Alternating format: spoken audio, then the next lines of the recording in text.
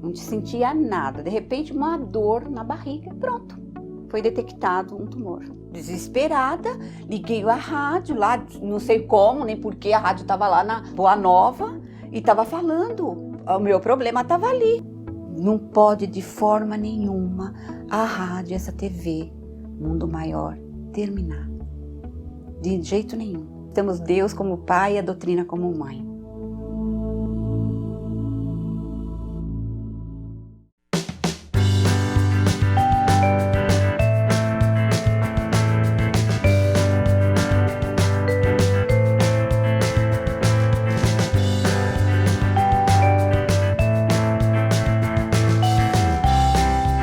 Olá, começa agora o programa Dualidade. Seja muito bem-vindo. Vamos refletir juntos? O amor não prende, liberta. Ame porque isso faz bem a você, não por esperar algo em troca. Chico Xavier. Pois é, nós temos que fazer as coisas sem apego, com desprendimento, por querer e por ser feliz. Então, amar é uma bênção, é um dom que vem do nosso espírito para irmos em busca da felicidade. Então, vamos amar, né? Hoje nós estamos falando com uma pessoa muito especial que você já conhece, vai trazer para nós conhecimentos, ensinamentos grandiosos, brilhantes. Ele é psiquiatra, ele é palestrante espírita e nós vamos falar sobre encontrando o sentido da vida com o nosso querido doutor Aldenis Leite. Seja bem-vindo, doutor. Obrigado. Prazer estar aqui de novo. Prazer estar aqui com você mais uma vez. Obrigada por dar um pouquinho aí do seu tempo precioso É um para o prazer Dualidade. estar aqui. Encontrando o sentido da vida. Qual é o objetivo da criatura humana, doutor? É uma boa pergunta. Eu colocaria do ponto de vista psicológico que o objetivo da criatura humana, antes de tudo, enquanto estamos em trânsito no mundo, o objetivo da criatura humana não é ela, é o que ela faz em prol de quem precisa dela. Ai, que bom. Por que eu estou dizendo isso? Porque, por exemplo, no consultório, nos meus atendimentos em geral, eu escuto muito a pessoa dizer assim: tudo que eu quero é ser feliz. Será que é pedir demais? A explicação que eu dou é, nesse ponto é pedir demais. Porque o que você quer não pode ser alcançado do jeito que você deseja. Toda vez que nós perseguimos a felicidade, toda vez que nós colocamos a felicidade como meta fundamental, ela não aparece. Quando nós colocamos alguma coisa como objetivo central, que não somos nós, e fazemos outras pessoas felizes, trabalhamos produzindo algo em benefício da comunidade, construímos, realizamos alguma coisa que é fundamental, onde muitos vão absorver aquilo que nós fizemos, passamos a ficar felizes. Por isso, não porque nós perseguimos a felicidade. É o que Jesus quis dizer: todo aquele que quiser vir após mim, renuncie a si mesmo. Porque todo aquele que quiser se salvar, se perderá. Isto é totalmente psicológico. A neurose é a concentração em si mesmo. A pessoa que se preocupa consigo, que se fiscaliza, que vê o que pensa, o que os outros estão achando dela, que se preocupa demais em como ela vai aparentar. O nome disso é neurose. É concentrar-se demais em si mesmo. Quem renuncia a si mesmo, isto é, sai de si para o mundo, esse conclui um sentido e passa a ser feliz sem forçar essa realidade. Então, não dá para ser feliz como meta. Só se pode ser feliz como efeito secundário ao sentido realizado. E o sentido é esse do dia a dia. Fazer o melhor que está ao nosso alcance. Mesmo porque a felicidade para um é uma coisa, para outro é outra. Totalmente. Né? Não dá para dizer. O que é bem saudável isso. É saudável. Claro. Felicidade é o caminho? Existe essa frase, felicidade é o caminho, mas a felicidade é que Não é o caminho, ou então o caminho para a felicidade. Eu acho que a felicidade é uma construção. Ela vai se ampliando à medida em que vamos realizando o sentido da nossa existência. Quando nós cuidamos bem do nosso lar, quando nós cuidamos bem do nosso trabalho, quando nós realizamos bem o nosso lazer, fazemos as coisas que têm sentido, bem distribuídas, somos felizes. E essa felicidade vai crescendo, o que não quer dizer que em dado momento não possamos ficar tristes. É importante separar isso. Uma pessoa feliz, ela pode estar momentaneamente triste. Uma pessoa totalmente infeliz, em dado momento, pode sorrir de alguma coisa. Não tem essa relação. Felicidade é uma construção que nunca mais nós derrubamos se soubermos conduzir o sentido da nossa existência. Muita gente deve perguntar para você também, como perguntam para mim, eu não sei qual é a minha missão nessa encarnação. E aí? Como é que a pessoa descobre qual é a sua missão na encarnação?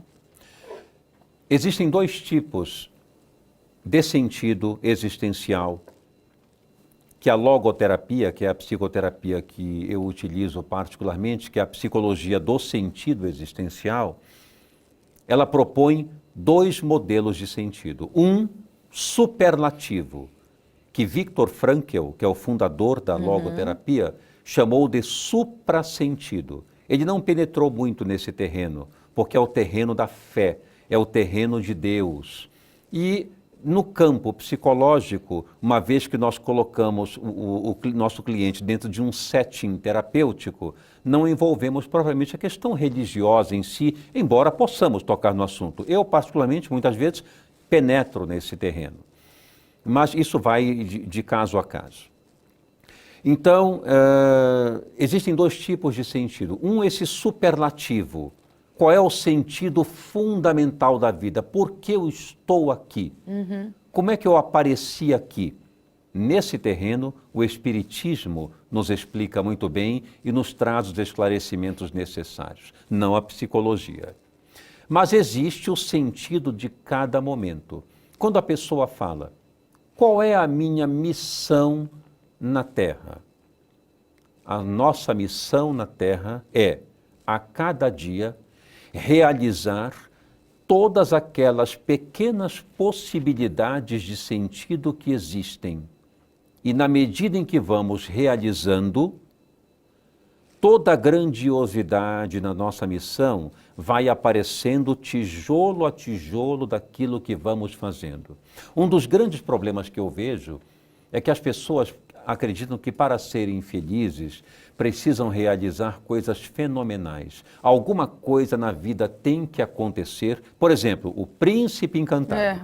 Ou então, um emprego fenomenal que vai revolucionar a vida. Ou um acontecimento que vai projetar a pessoa para um futuro grandioso. Isso não é a realidade. A realidade da felicidade é quando nós realizamos os pequenos momentos de sentido que a vida tem. Quando paramos para tomar um café e alguém nos diz, Senhor, onde fica tal lugar? Eu sei onde é. Então digo para ele, venha aqui, siga por este caminho, vá adiante, vire à esquerda, o senhor chega lá. Ah, muito obrigado, acabei de cumprir um sentido existencial fenomenal. Estou com uma pessoa grata para o resto da vida e criamos uma relação naquele momento muito especial, de sentido. Sentido é isso. Cada momento em que eu paro, atendo a uma necessidade, eu fico feliz. Essa é a relação de felicidade. Relação de felicidade com o sentido é, eu faço o que devo fazer de bom. E a felicidade virá naturalmente, é o que Jesus disse. E Deus, que tudo sabe em secreto, vos dará a recompensa. Então a felicidade, ela não é perseguida, ela é dada. Então, pessoas estão muitas vezes em emprego, em casamento, em relacionamento, e não estão bem, não acham que aquilo deveria ser contínuo, continuar, e permanecem, talvez por comodidade, ou até por, né, já por costume, se acostumou com a situação. O que você diz para essas pessoas? Que sem sombra de dúvida é preciso ter coragem para mudar. Quando nós estamos em um relacionamento no qual nós não nos consideramos felizes, isso deve ser debatido, isso deve ser trazido à clara, a uma discussão verdadeira, serena. E no momento em que não houver possibilidade de permanecer num relacionamento como esse, vamos nos ausentar e reconstruir a nossa vida de um outro modo, porque nós temos esse direito. Ninguém é obrigado a ficar com quem não quer. O que nós não temos o direito é de malbaratar, ferir, agredir, menosprezar as pessoas. Esse direito nós não temos. Mas nós temos o direito de seguir a vida da forma como desejarmos. Então precisamos ter a coragem de dizer claramente para aquele que está ao nosso lado, ou para o nosso patrão, ou para nós mesmos, diante de uma situação qualquer, eu preciso ter a coragem para reconhecer que esse momento passou. E eu preciso assumir isso. Sair daquela comodidade em que eu me encontro para enfrentar realmente os meus problemas e ter a coragem de me transformar. Isso é fundamental. Precisamos fazer isso. Sem isso não há crescimento. Mesmo porque às vezes a pessoa está ganhando muito bem no emprego, mas não é aquilo que Não é é a praia aquilo. dela. Sem dúvida. Então tem que ter coragem de dizer, não, olha, eu vou mudar de emprego, eu vou Sem sair, dúvida. nem que seja para ganhar menos, mas ficar encontrando realmente, né, o sentido da vida e ficar mais feliz. Não há a menor dúvida. E um detalhe, até porque nós falamos muito em estresse.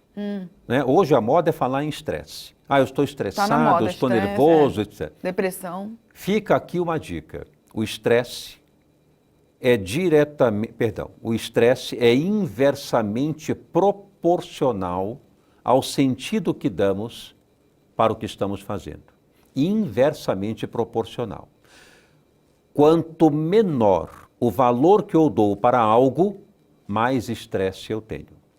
Quanto maior o valor que eu dou para algo, menos estresse eu tenho em relação àquilo. Por exemplo, muitas vezes médicos trabalham sob condições inumanas e não têm depressão, não têm estresse, não têm ansiedade. Por quê? Porque veem sentido naquilo. Outras vezes, estamos trabalhando num hospital fenomenal, repleto de recursos e temos desespero só de acordar e lembrar que teremos que ir para lá. Quanto aprendizado, mas nós temos que fazer um breve intervalo.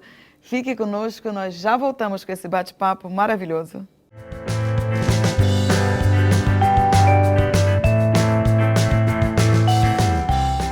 Uma da grandeza do Espiritismo é desarmar a pessoa ignorante. Eu já achei bastante importante a rádio, porque ela é uma faculdade e a TV Mundo Maior está nascendo aí, não vamos deixar ela morrer. Vamos ajudar da maneira que a gente puder.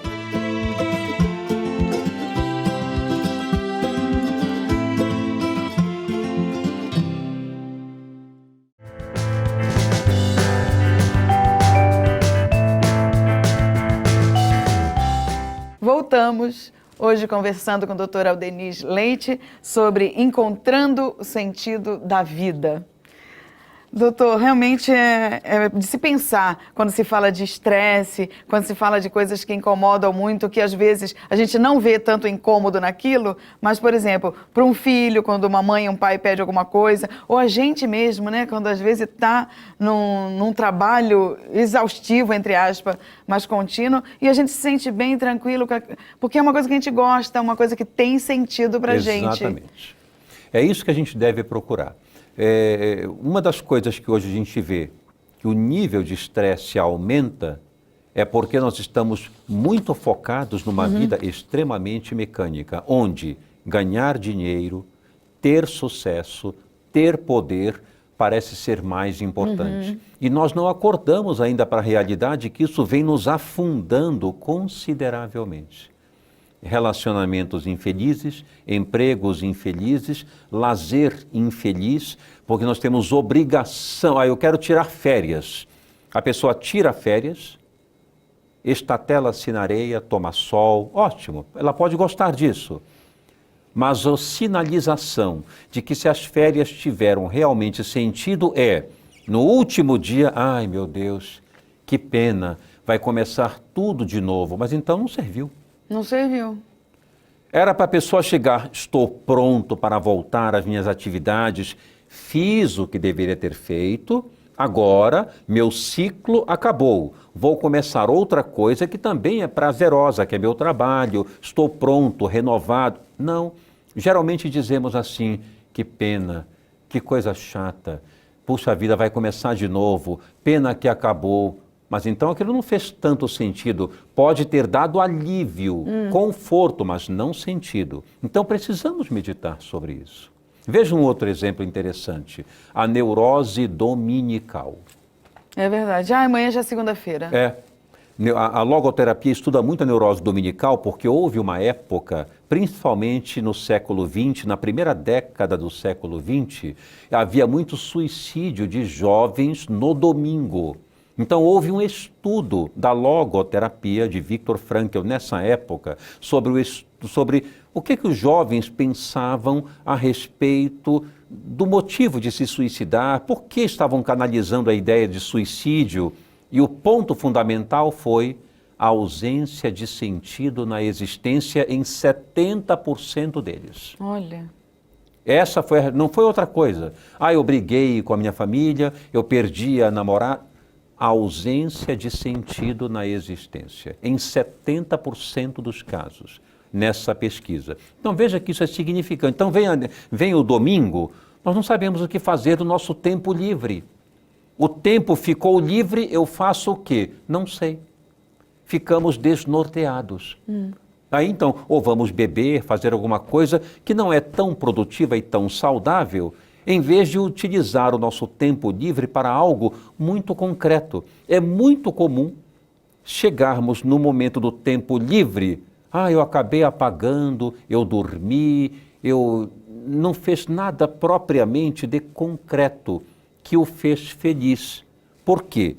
Porque nós estamos canalizando a nossa vida para uma forma mecânica, onde, se não for o trabalho, o cumprimento de obrigações, nós não sabemos mais o que fazer conosco. Esse é o grande problema que conduz ao estresse, à depressão, à ansiedade e ao suicídio. O nome é vazio existencial.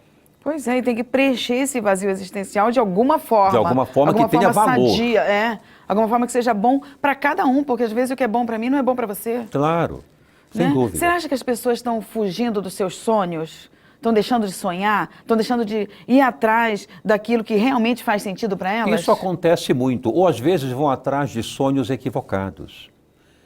Ou deixam de ir atrás porque o tédio, a melancolia toma conta. Nós estamos vivendo hoje, sem sombra de dúvida, o período da melancolia. Uma melancolia que vem ocultada. É a melancolia do vazio existencial. Hoje, o ponto crucial dos fenômenos psiquiátricos que nós encontramos no cotidiano vem em função do vazio existencial. Esse vazio existencial leva a um estado de melancolia, de tédio, só que ele está mascarado. De que forma ele está mascarado? Trabalhamos demais sem nenhum sentido. Comemos demais sem nenhum objetivo. Passeamos demais e continuamos no mesmo estado. Ou fazemos outras coisas, ou melhor, aparecem outras coisas que são o que nós chamamos de somatização. Muitas das dores de coluna, fibromialgia, enxaquecas e outras cefaleias, dores no corpo, problemas em geral, são sinalizações de que a vida está caminhando sem sentido. A pessoa parece muito bem, a gente olha, está trabalhando, produzindo, levanta cedo, etc., mas está exausta, cheia de dores. cheia de gastrite, dores na coluna, enxaquecas.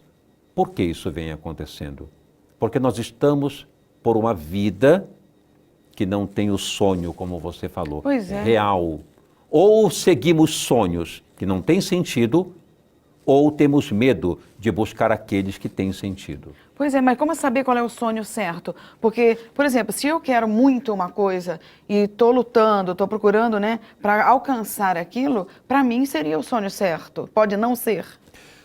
O sonho certo é difícil responder na palavra certo, mas o sonho que vale a pena, vamos usar essa que vale frase. a pena, legal. O sonho que vale a pena é aquele que nós observamos e aquilo nos traz realmente leveza, prazer, serenidade, alegria, vontade de concluir. Victor Frankl usou uma frase que eu acho sensacional, que ele diz assim: Freud elegeu a vontade de prazer.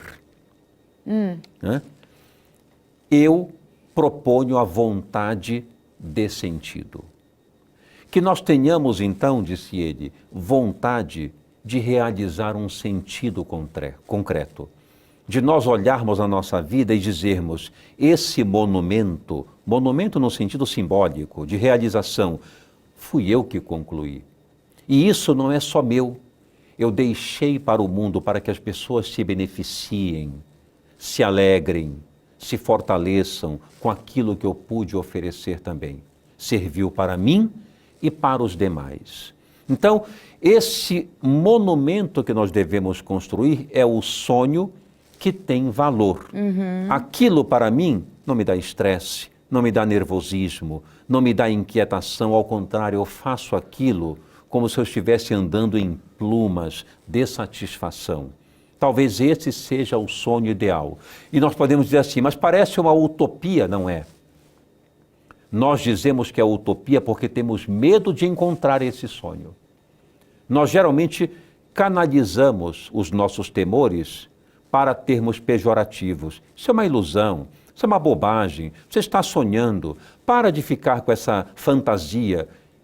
Isso é um artifício que nós usamos para não encontrar aquilo que é importante para nós, porque temos medo de enfrentar essa mudança fundamental. Porque ter segurança é tão bom, mas ter ousadia é muito melhor.